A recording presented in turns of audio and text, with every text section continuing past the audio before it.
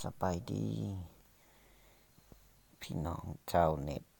ที่อยากเรียนคนที่บ่อยากเรียน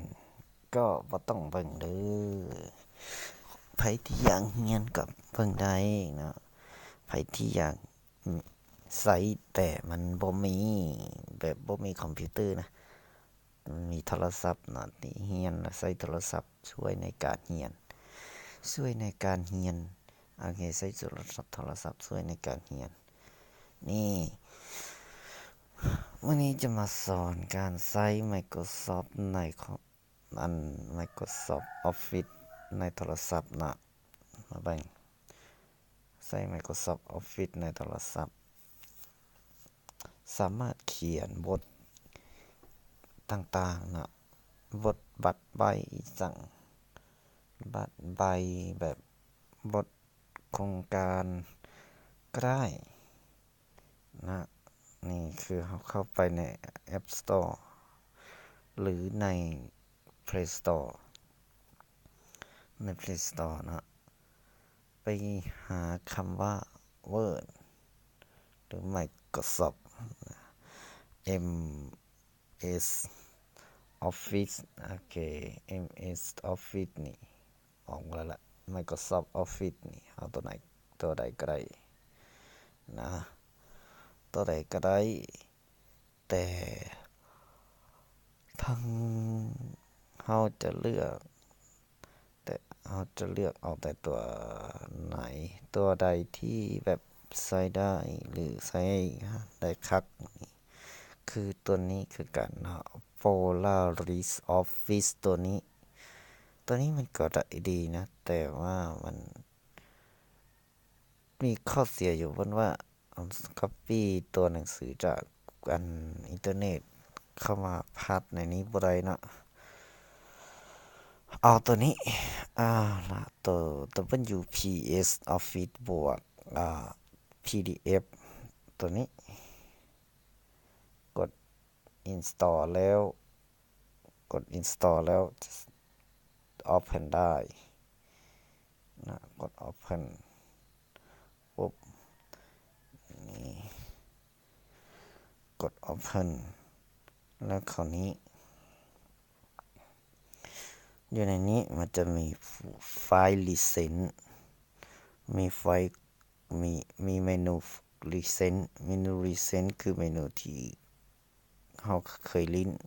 นะตัวที่เคยลิ้นมันจะเด้งออกมาเป็น pop up มาขึ้นมาเนาะวันนี้ไฟล์ของเมนู cloud นี่คือหมายความว่าเราจะแบบเป็นระบบที่เชื่อมต่อกับอินเทอร์เน็ตนะมันเป็นแบบ account ตัวหนึ่งนะวันนี้เมนู tool นี่มันจะมี PDF tool มี picture sharing มี extract pack มี retrieve document picture conversion มีพวกนี้พวกไฟล์ compression พวก Mac document scanner พวกนี้เป็นพวกฟรีเป็นแบบทูลแบบเครื่องมือเสริมอีกเนาะแบบเทมเพลตนี้จะเป็นรูปแบบที่เขาเฮ็ดมาให้นะเขามีมาให้แล้วนี่แบบเทมเพลตนี่มันจะเป็นแบบworkbook and copyright day นี่มันจะมีworkbook แล้วมันจะมี copyright มีลิขสิทธิ์นะเพียงแต่อ่านได้เนาะ reading beauty นี่ลองดู reading นี่เขาจะเขียนตกแต่งมาข้างในให้นะ reading beauty leather paper พวกนี้นี่ use now free recommend มันจะ ใช้ได้ใช้ได้ใช้เหนียวดินได้เลยมันฟรีนะแต่ไม่เอาละเราไม่ใช้มีคือเวลาที่เราล็อกอินมันเข้าไปนะมันจะล็อกอินตัวนี้คือเราเซฟข้อมูลในล็อกอินเวลาเราอาจจะทำเครื่องเสียบ่หรืออาจจะเฮ็ดให้โปรแกรมนี้หายไปนะเรากลับไปดึงมันมาแล้วกลับไปติดตั้งเนาะติดตั้งใหม่ติดตั้งใส่แล้วก็กับล็อกอินตัว Account เอาตัว Account ตัวเก่านี่เข้าไปนะมันก็จะขึ้นมาเอกสารที่เราเซฟไว้ใน Account ตัวนี้มันก็จะขึ้นมาเมื่อนะคือในนี้มันก็คักกูเนาะในมีระดับของพรีเมียมนี่มีฟอนต์มี My Wallet มีกระเป๋าเงินอีกว่า for PC มีด้วยแล้ว for PC มี setting อันนี้เราทำการล็อกอินเข้าหน่อยสิทำการล็อกอินเข้านี่ล็อกอิน with email นี่ล็อกอิน with Facebook ล็อกอิน with Google แอปอีเมลทาง Google นะเอาล็อกทาง Google ซะล็อกอินทาง Google ตัวนี้นี่มันถามว่าตัวนี้เลยหรือตัวอื่นก็เอาตัวนี้แหละเปิดนี่เวลานี้มันจะล็อกอินเข้าไปในตัวนี้แล้วนะเอาละเมื่อเข้าไปตัวนี้ปุ๊บแล้วจบตัวนี้นะเรากลับมาที่ Recent นี่เข้าไปในนี้คือตัวนี้ตัวเครื่องหมายบวกง่ายๆนี้มันจะมีพวกโปรแกรมที่เราอยากใช้งานใช้งานMicrosoft Word หรือมันจะเขียนว่าใน document นี่มันจะสามารถเฮ็ดได้แบบนี้มันนี่เฮ็ดเป็นรูปแบบของ user rename ว่า personal rename paper shorthand หรือจะเป็นของ simplism for job นี่ reason for job ตัว reason นี่พวก reason นี่เขียนเป็นนามบัตรเขียนเป็นวันใบจัดตัดตารางเป็นกัดอีสังก็สามารถพิมพ์ได้หมดนะนี่แต่นี่คือรูปแบบที่เขาเฮ็ดมาแล้วสมบูรณ์เนาะเอาล่ะนี่อยู่ในนี้มันจะมีแล้วเราไปตัวไม้เลยเนาะแบงกดแบงตัวนี้คือเราสามารถเขียนตรงนี้คือเราจะเขียนในภาษาลาวก็ได้ภาษาลาวนี่มาดูเราเขียนสาธารณรัฐเอาง่ายๆใครอยากได้ไปเขียนต่อนะเขาเขียนตรงนี้อยากให้ตัวหนังสือมันอยู่ทางกลางนะอยากให้ตัวหนังสือไปอยู่ทางกลางโอเคตัวหนังสืออยู่ทางกลางนี่ก็กดทูลมาของมันเนาะกดเมนูทูลนี่มันจะมีโฮมคือในแบบในในคอมพิวเตอร์กันเนาะออฟฟิศในคอมพิวเตอร์โฮมจะมีเมนูของไซส์เราก็เลือกทั้งหมดคือกดอาจจะกด2เทื่อนะกด2เทื่อปุ๊บกด2เทื่อใส่มันแล้วมันจะ select ทั้งหมดให้แล้วเรามากดเมนูนี้จะเลือกไซส์เราเลือกไซส์ตัวหนังสือใส่ขนาด12โอเคขนาด12แล้วก็เราก็กลับนะในนี้มันจะมีไซส์ตัวหนาตัวโบหน่อยตัวเอียงตัวขีดกองเนาะในนี้บ่ต้องสนว่ามันจะเป็นฟอนต์ใดก็ได้เนี่ยเป็นฟอนต์ดอกจำปา ฟอนต์ดอกจำปาโอเคคักแล้วสีของสีของฟอนต์มันมีสีของฟอนต์สีพื้นหลังของฟอนต์นะเป็นแถวนะตัวนี้จะเป็นไฮไลท์เป็นไฮไลท์จะเป็นแบบนี้ไฮไลท์เขากดไฮไลท์ปุ๊บไฮไลท์สีเหลืองจะเป็นแบบนี้นะแล้วสีตัวหนังสือเอาตัวสีแดงนี่ปุ๊บหรือตัวสีฟ้านี่ไฮไลท์ให้เป็นสีนี้สีใดเนาะสีนี้ตัดสีขาวแหละจบอยากให้ตัวหนังสือไปอยู่ชิดซ้ายชิดขวานะอยู่ติดซ้ายติดขวาหรือตรงกลางโอเคคือเราเขียนบางครั้งเราอยากให้มันอยู่ตรงกลางก็คลิกตรงกลางนะแล้วก็คลิกตรงกลางนี่ตรงกลางหรือให้มันอยู่ทั้งสองเบื้องโอเคนี่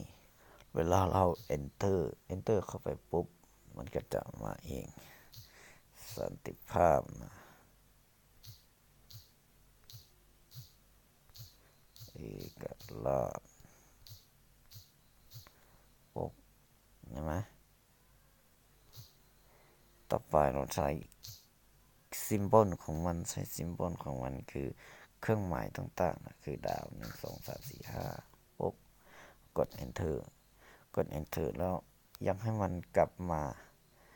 ชิดซ้ายอยากให้มันกลับมาเขียนตัวหนังสือที่ชิดซ้ายเขาก็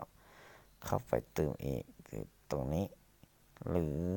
จะให้มันอยู่แบบชิดซ้ายชิดขวาคือโอเคกดตรงนี้ชิดซ้ายชิดขวาคือเขาเขียนตรงนี้เขาเขียนว่าอ๋อห้องการหรือห้องการปุ๊บนี้เลขที่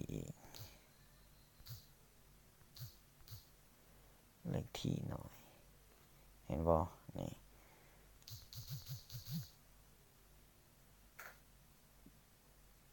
อะไรกันคือว่าอย่าว่ากันไกลแท้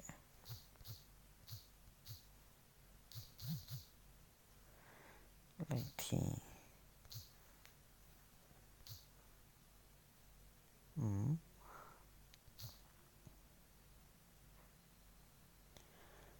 เลขที่ตรงนี้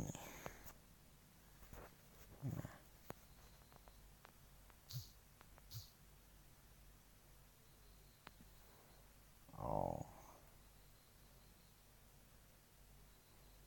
จะเม็ดปุ๊บมันจะเป็นแบบนี้นะ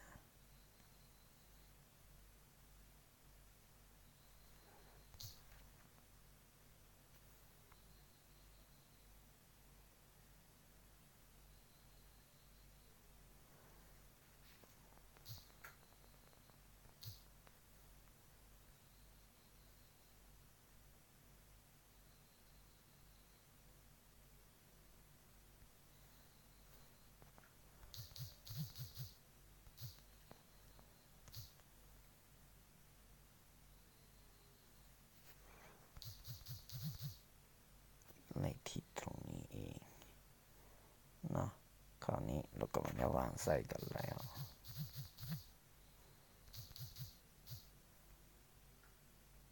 เพื่อให้มันเป็นอย่างนี้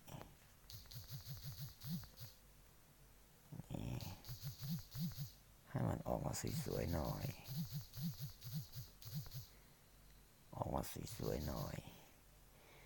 นี่ออกมาสวยๆแบบนี้แล้วก็เขาก็กด enter นี่ปุ๊บเราก็กลับมาใส่คำสั่งให้มันอยู่ตรงกลางนะเขาจะเขียนใบอะไรก็ได้โอเคเขียนใบเสนอ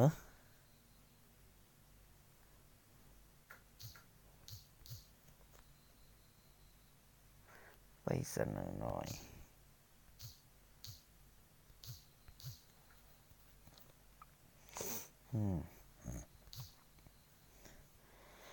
ไปเสนอนี่ อ๋อละใบเสนอตรงวันนี้เขียนไปเลยอะไรก็ได้จบนะเราจะสามารถใส่เครื่องหมายสั่งต่างๆมีอยู่วันนี้ถ้ายังไม่พออีกมันก็จะมีวันนี้มีตัวนี้นี่ส่วนว่าหลายๆก็ใส่เพียงเท่านี้แหละเครื่องหมายของมันนะเอาพิมพ์ตัวเลขกด enter space อยู่ในแบบนะเราจะมา insert ตัดตารางหรือเข้าไปเบิ่งเมนูโอเคตัวนี้มีจัดหัวข้อสามารถพิมพ์หัวข้อโอเคเดี๋ยวตรงนี้ว่าจะเขียนขนาดความห่างของตัวหนังสือคือตรงนี้ความห่างตัวหนังสือความห่างตัวหนังสือมันอยู่วันนี้นี่ความห่างของแถวนะแถวจะห่างประมาณ 1.5 1.15 ไม่ประมาณนี้นะนี่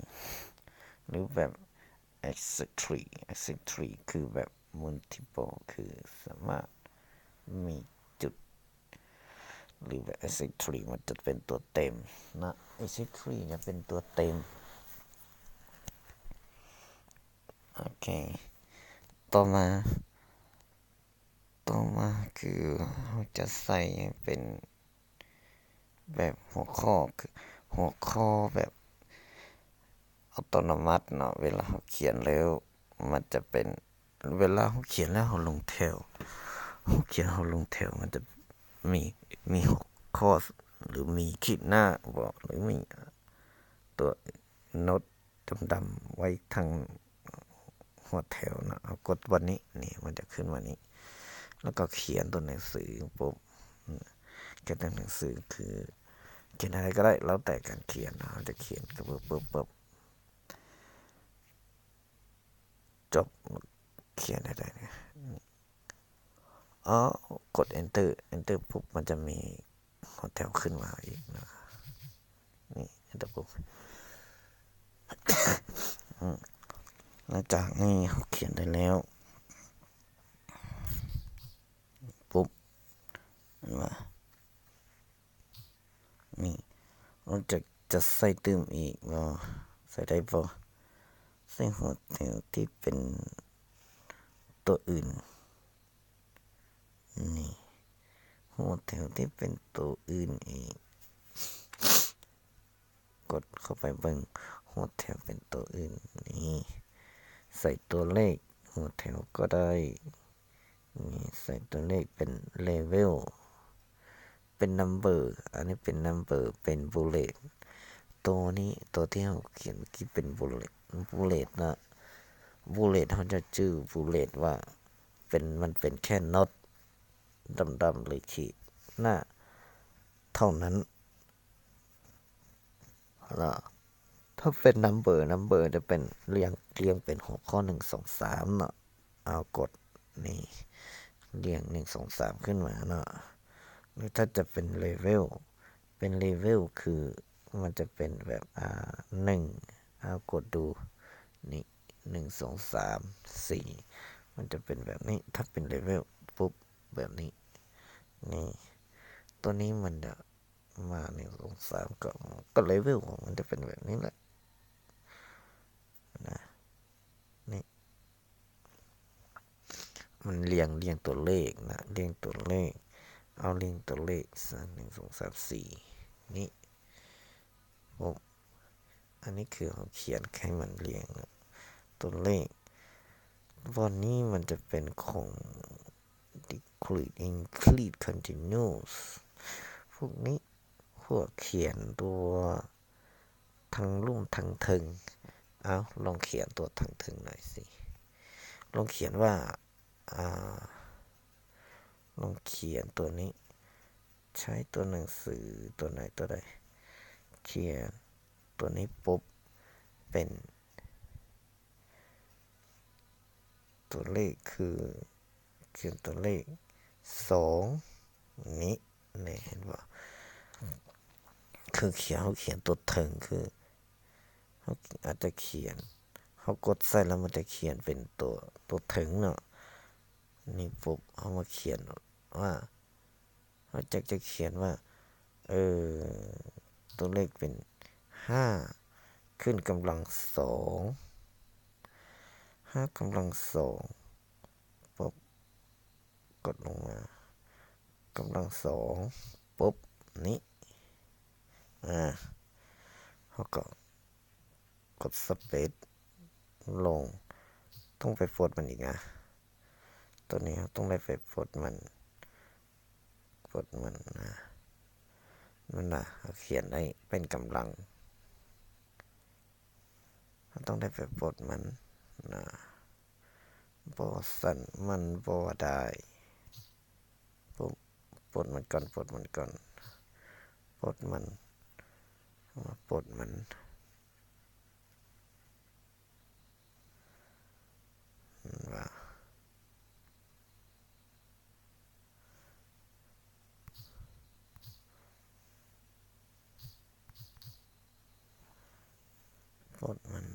ัน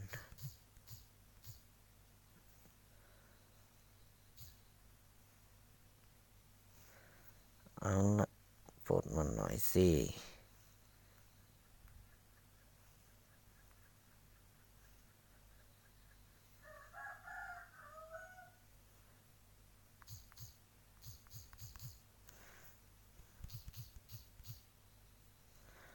ปลดมันหน่อยสิมันคือปลดได้ปลดมันหน่อย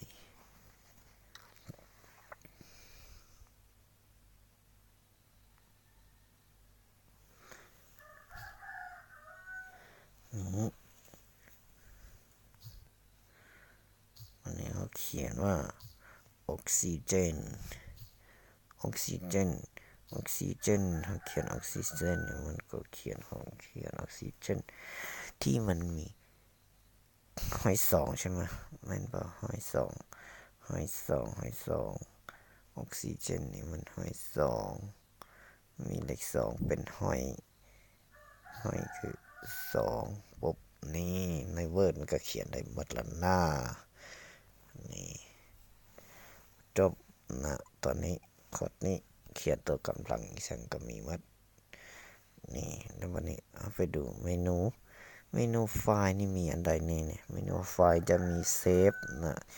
มีเซฟ as มี export to pdf คือเขาเบิ้ลให้ไปเป็นไฟล์ของ pdf นะมี share option คือการแชร์นะหลังจากเขาเขียนแล้วเขาก็แชร์ไปใส่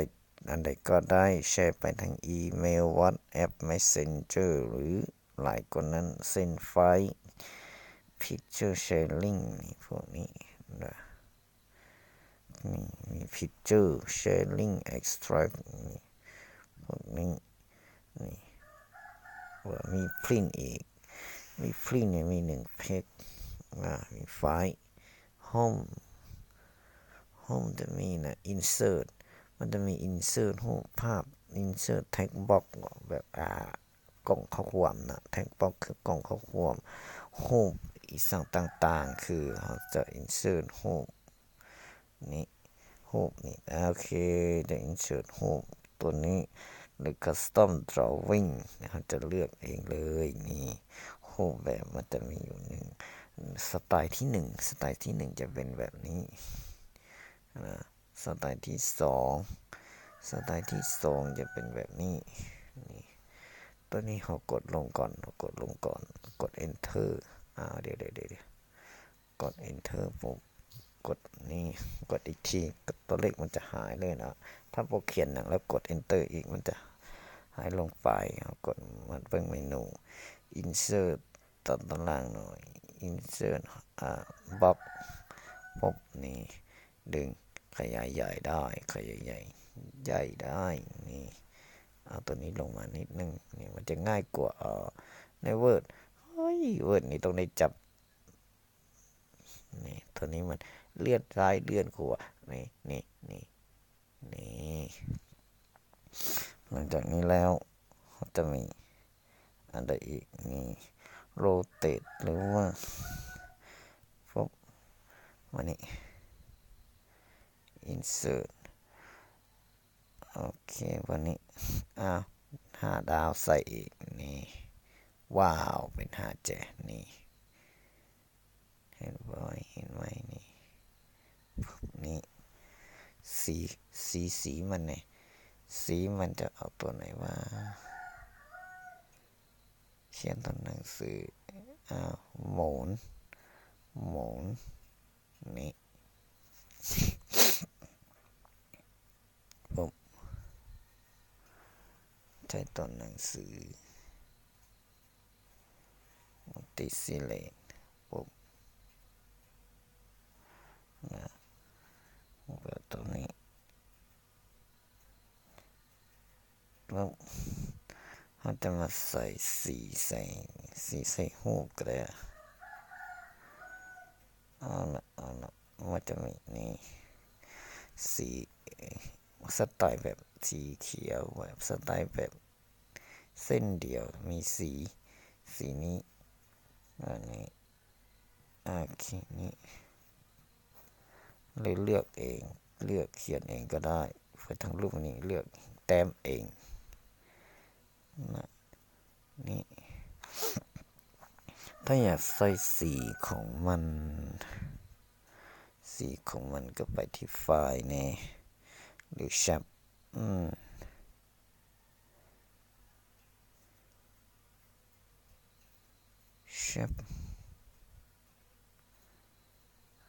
ไฟล์นี้เซฟมีแ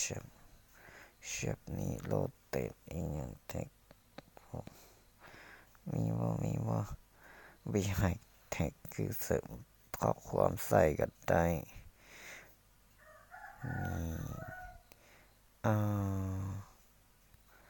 ไฟล์ insert ก็ insert อันใดก็ได้เติมเองนะมี view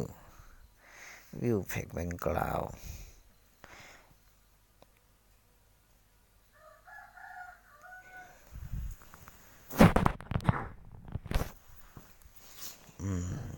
หลังจากเรากดได้แล้วนะ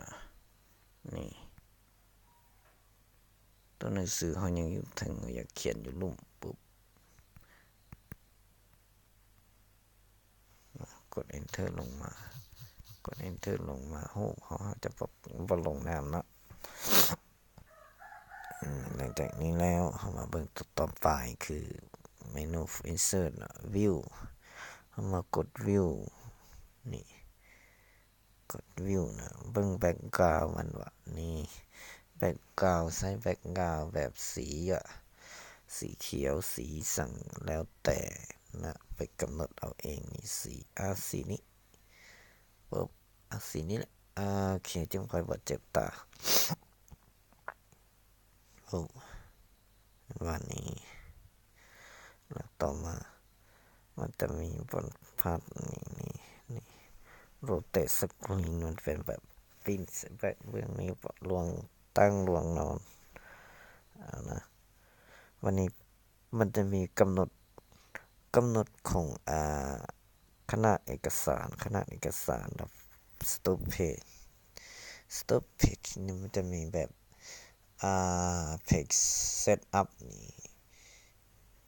ไปที่ page setup ไปที่ page คือกำหนดขนาดของเจียคือออโต้ของมันจะเป็นเลเตอร์นะเพราะว่าอยู่ในโทรศัพท์หรือในคอมพิวเตอร์จะเป็นขึ้นออโต้เป็นเลเตอร์นะเลเตอร์เขากำหนดเป็นของ AC เพื่อเราจะใช้งานกับเจีย AC นะปิ้นในใส่ JC ก็ได้แบบ portrait นี่เป็นแบบตั้งนะแบบ landscape นี่เป็นของลวงน้องและความห่างของขอบนี้กันห่างของขอบนี้จะเป็นแบบอินหรือแบบเซนติเมตรแบบอินแบบเซนติเมตรก็กดเข้าไปนะเซนติเมตรนี้ขนาด AC มันจะมีขนาดเท่านี้แหละว่าขนาด AC คือขนาด AC จะมีขนาดอยู่ประมาณ21 เซนกับ 21 เซนกับ 29.7 เซนขนาดเจียนี่กดโอเคเพื่อโอเคกับขนาดเจียของเขานะนี่วันนี้มากดหลังจากกดนั้นแล้วมันจะเป็นเซตมองบายวิว default เป็นเฮาเบิ่งในขนาดของตัวโทรศัพท์มันนี่รีวิวอีกรีวิว in the resign mode modify username นี่โอเคมันจะมีเช็คสเปลอีกนะสเปลเช็คอีกเนี่ยมี draw คืออันนี้คือให้เราเขียนเองนะเราเขียนตัวนี้คือไ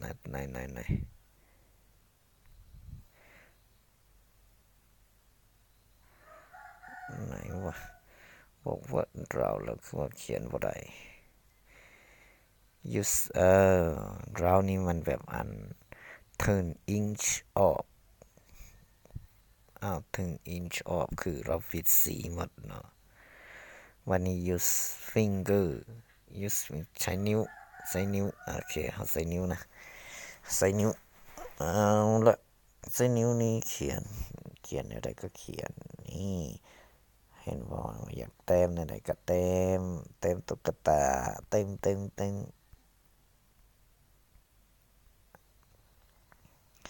แล้วแต่นะหลังจากนั้นแล้วลิบก็ได้ลิบตัวนี้ eraser ก็ลิบปึ๊บนี่ใส่หัวเพนน้อยๆเขียนเติบเอาละตัวลายเส้นหน่อยแบกย้อนกลับกดทั้งพี่ปึ๊บนี่เขียนลายเส้นอะไรก็ได้นะแล้วก็กดหลังจากนั้นเราก็กดปิดตัวนี้นี่เห็นว่ามีลายเซ็นให้กับในแล้วเด้อฝากติดตามนำเด้อใครอยากฮู้อยากเรียนต่ออีก อยากฮู้อยากเรียนต่อกดเมนูน่ะเขาจะเอามันแบบว่าเขาเขียนแล้วน่ะอยากเบิ่งเต็มเขาก็กดตัวนี้ลงไปอีกนี่กดเมนูเพิ่มขึ้นมันก็ขึ้นมาเนาะหลังจากนั้นเขาไปที่ไฟล์เซฟเมนูของเรากูไฟดับนะไฟดับแล้วมันจะมอดตัวซื่อในโทรศัพท์บ่มีดอกไฟดับแล้วสิ่งที่เขาเฮ็ดมาเบิดมือมันจะเสียนะบ่มีละในโทรศัพท์นะนอกจากบอทซากโทรศัพท์แล้วบ่ซากให้นะเอากดเซฟโอเคกดเซฟไว้เลยกดเซฟนี้มันจะบอกว่าเซฟไว้บนใดนะเอาล่ะเซฟไว้บนใดมันมีให้เลยนะไปที่นี่ cloud แล้วก็ my cloud นี่โอเค my cloud นี่เอาละเอาที่ my cloud add cloud storage ลองดู add cloud storage หน่อยสิ add cloud storage นี่ add cloud storage มันจะเป็น storage ตัวใดเป็น Dropbox ว่า Google Drive ว่าDropbox เองนี่เอาไป OneDrive Dropbox โอเคไปใน Dropbox นี่มันก็จะเซิร์ชขึ้นว่าให้เราเชื่อมต่อ Dropbox อีกเอาละ Dropbox เซฟเข้าไปใน Dropbox หรือ Sign in with Google อีกจบถามใส่อีเมลอีกเหรอก็ว่ามันยังบ่มี Dropbox เลยมีหน้าเติมเข้าไปอีกหน่อยสิ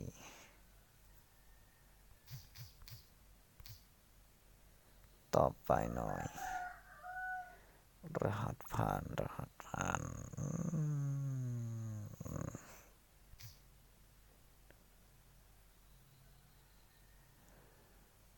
ไม่ใช่หรอก ครอยากใช้ก็ใส่ก็ใส่นะเพื่อว่าให้มันเป็นแบบว่าเรากับกู้คืนข้อมูลเราได้นะนี่แล้วก็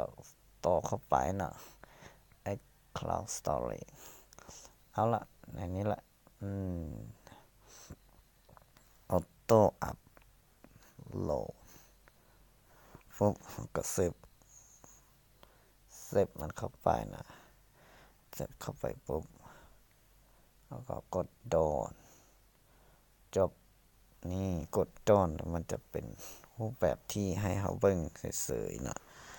เบิ่งซื้อๆแหละตัวนี้นะเบิ่งปรับปรุงยังบ่ได้นี่แล้วก็กดปิดไปเลยปิดไปเลยนะหลังจากนั้นแล้วเราก็กดแบ็กอัพนี่อยากใส่อยากเปิดขึ้นมาใส่อีกเขาก็เปิดตัวนี้เห็นไหมแล้วก็เปิดขึ้นมาปรับปรุงต่อเขาก็กดเข้าไปนี้แล้วอยากปรับปรุงมันก็กดเข้า edit มันจะเป็น edit mode ว่าหลังจากนี้แล้วมันจะเป็นแบบนี้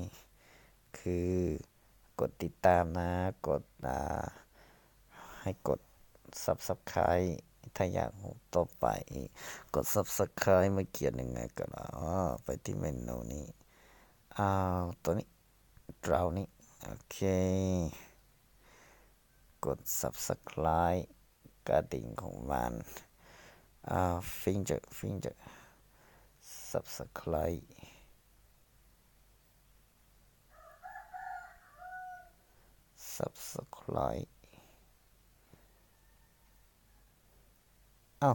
บ่พอตัว เขียนทางลุ่ม